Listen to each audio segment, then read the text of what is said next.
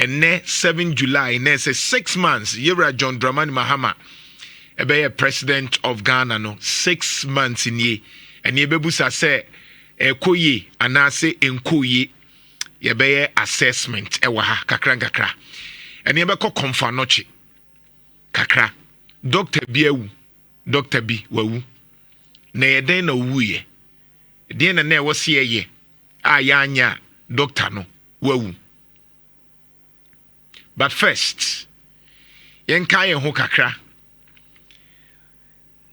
e ka kire o se obo ade nyansam no ensuo yensi ensuo yensi no na ye de ani ani ate enti osoro yankopon nyansam a oye afro obi a watie ye dika aka afro so emfaso se yenim nyansa nchen osoro yankompon nemom oye afro se de be ya sa afro no ensuo ne twa ti se de ensuo yi twa na akwakogum na amemem na ekọ asase na se se de be ya bibi e friend flooding emma but ye de ye wosika nti ye ya na epe afro mu ene ye de aye ade me be ye president daachi bi na Ghana for mame adom na afro mu asase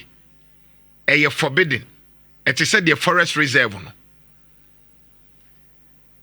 ade bia obo ade ye afro masase yen ton wa si dan so asase no so no ye be mu asini foforo ene obebo ka foforo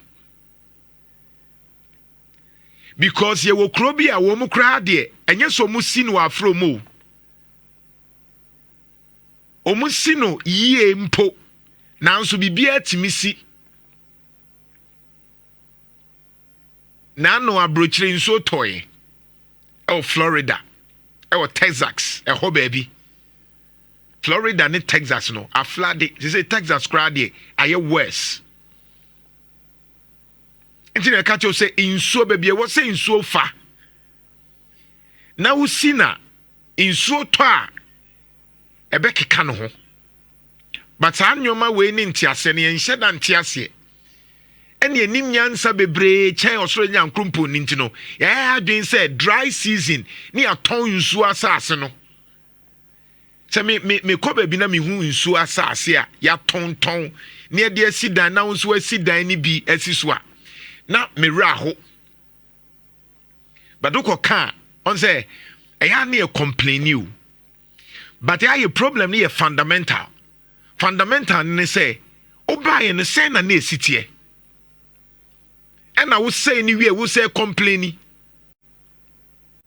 and in so ta na be fire them and in so ta na say afire them but in so net and never found them who seen we hin but they can catch you say you will in so mu design how to build on even river na dey other places no in so mu but omutimi si dan no.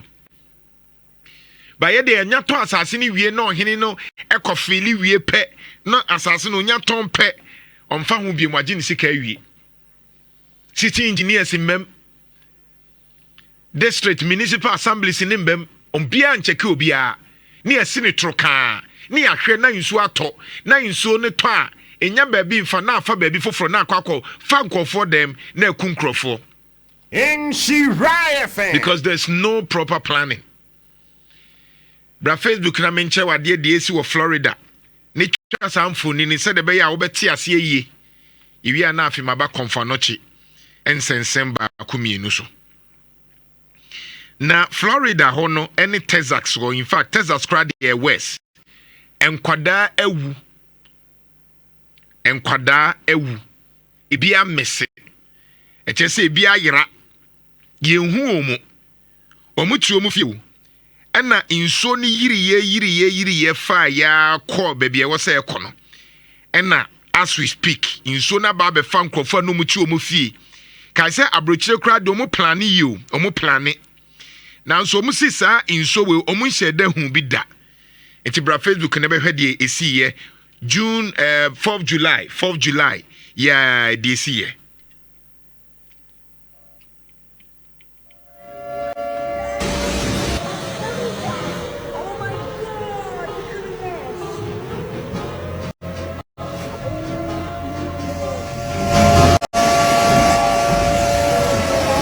Enti dede na wo hu no insuo na afa kuro ni nyina kuro no na muti river no Central Texas behwe bi na fa sua de na ye ka kire wo se insuo masase o to asidan a yenhwe ye ahemfo a moto insuo masase wonso a wo to no a ye kan bi a won hye dan te ase no sei na insuo ne ka ne ho a ebe ye wo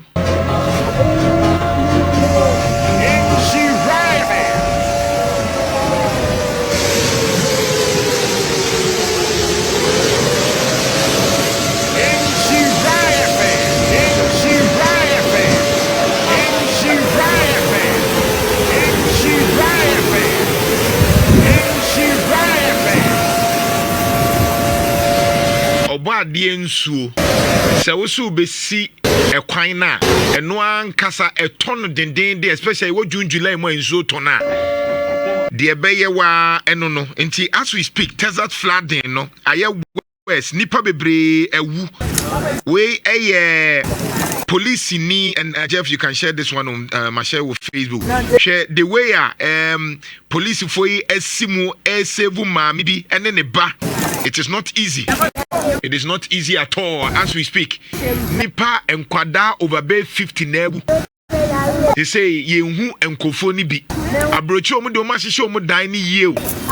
Eno kra no broni nti yamomu se omu obi esi dan a onsi edan a eye niadan mani nsi blocks omu nim se flooding timi ba nti akatre omu se omu si edan a omu de enua mom na aye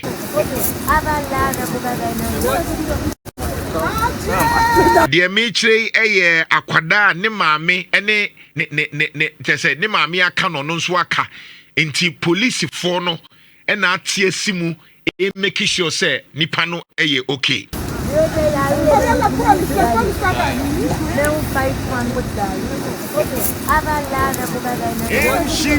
Na enkrofo kasa atiafa system ni mu no ye be share sisi a ewo ye Facebook enkrofo kasa inso ni twifa wo mu so atwiafa nkwada so atwiafa nkrofo so enti wa busa ni bi Texas USA but your friend nebus and say bibia you okay because I am very very very terrible bra nebi hwebi. There's no gators in there. Nhyira. Oh, my shit before, babe. I don't know. Oh, but them oh, good. Let's go no shit. Nhyira. Oh, say we keep on. Yeah.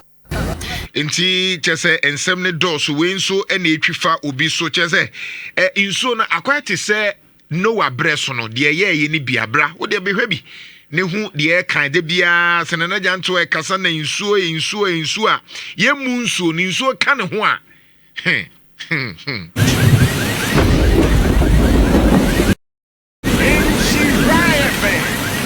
edru hono wono mu wo cars akese cars efe ne cars ni nyina cars na nipa kure cars etwi na nipa chese ebofa fi ho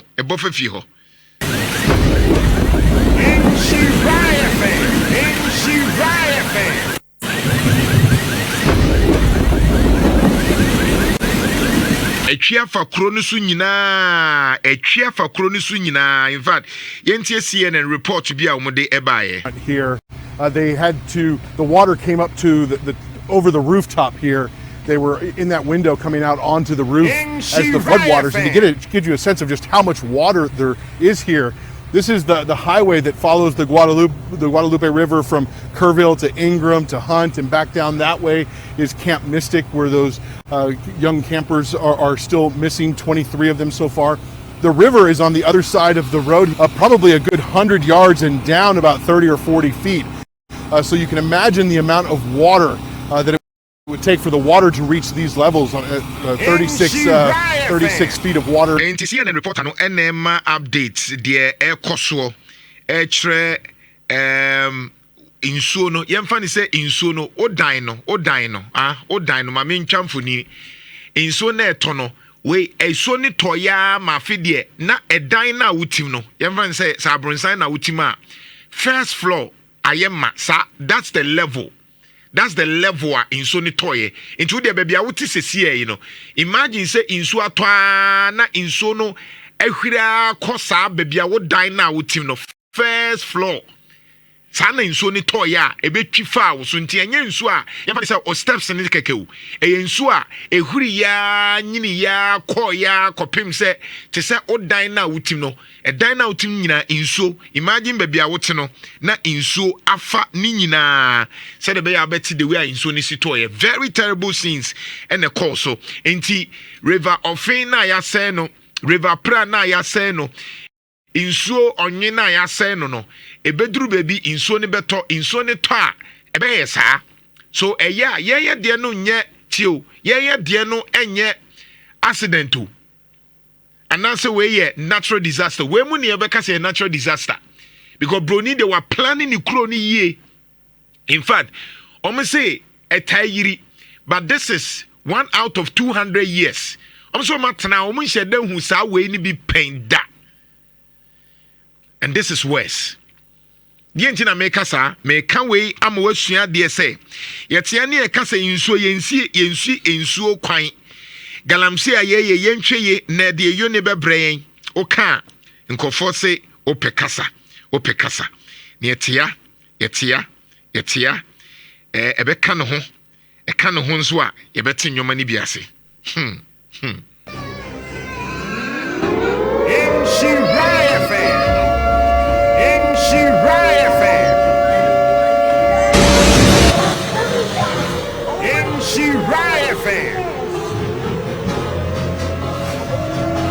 Enti de hu no enye sini na meka o enye sini asem we a reality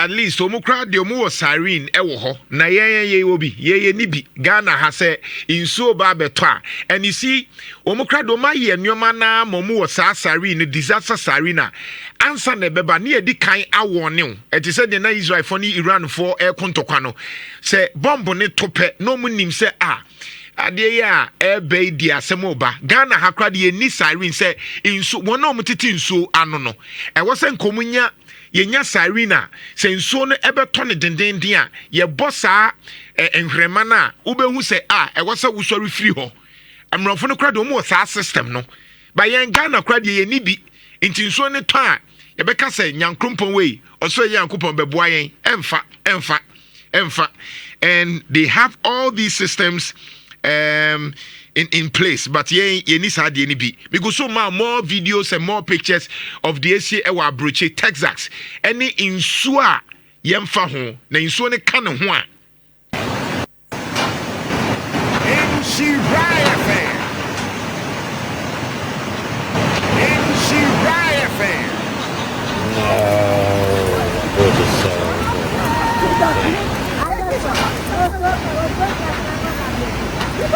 There's no gators in there. Papa na wo twa de ma share sisi e wo Facebook no uhu se tese why amazed why surprised say hey the AC no abusia ye twa we am wan say Israel from ni multimedia ni abrene ka se galamse nso na ye say no me tungra nguma yensi sa nyoma we ya say e ne beti omo kra na omo plan na omo kro no eponi omo ma ye proper demarcating poni na ye ya force a yes nsuo no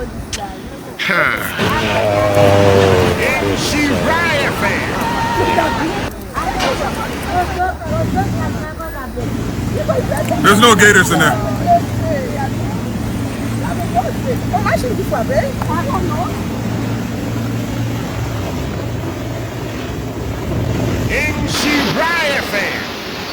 Na Diana eye good e ba yesua sanyoma omo rescue equipment Ghana ha national fire service for yesu equipment no kra since 2016 ho ba bi ne ma omo emo no na ye kan fire service for omo akade no kroma omo suasu de bia ne fire service omo kra no omo ho kire omo fire service for no de bia ya na enyame kwan o mo fa so no Ghana no mo ti wa na mo ye NDC ne MPP a ye ka mo nhye da nte nyoma na se yi on the way.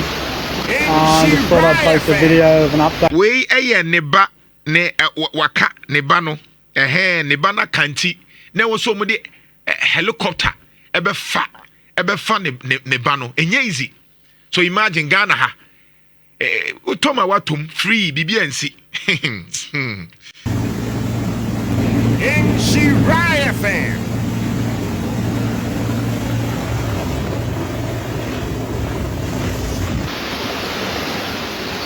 Hey guys, we're still stuck here at Glenthorne. Apparently help's on the way. Just thought I'd post a video of an update of the conditions here. Holly's still here with me. Still coming up, even though some people think it's falling. Waiting to be picked up, hopefully by... Into this particular video, no say, omu fie hono. Na enye be fie ekwan dem. With the infant say be a crow from aswasi di chemso na baby out here ekwan dem kama.